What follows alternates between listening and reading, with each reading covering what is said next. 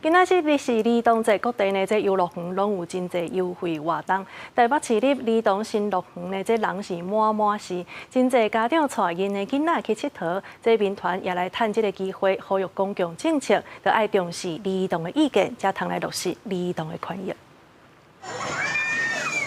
这自由落体放声叫出来，4月初是儿童节，囡仔出门佚佗上欢喜。台北市立儿童新乐园廉价买门票，廉价头一日吸引1.7万人次，第二天真侪游乐设施游玩摆甲热热堂。但是儿童园其实人就是你因为有免费人就会越来越多这样子。对，可是今天有开放到9点，对，所以就可以玩比较久。跟亲戚一起北上来找朋友玩，大人带小朋友进来的话可以免费，把一个大人陪同一个小朋友。伫海岛村顶。 家双手伸出来迎接儿童节，囡仔就是主角。一年一届的日子，无讲的心内话，也来趁这个时阵，甲大人讲。有事情可以好好沟通，就是不要一直帮小孩做决定。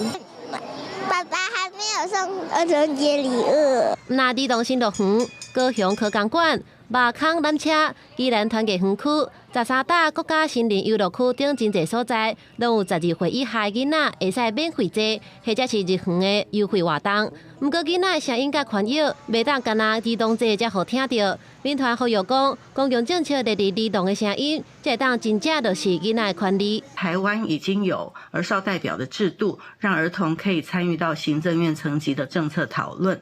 但是呢，仍然还有许多多元背景，特殊需求的孩子的声音还没有被听见。天母也专属囡仔的活动，互囡仔会当化身做国军英雄。因的笑容就是儿童节上好的礼物。台湾儿童权益联盟希望未来政府设计政策，拢会使听儿童的需求，完善保护这阵未来国家的主人。高雄新闻采访报道。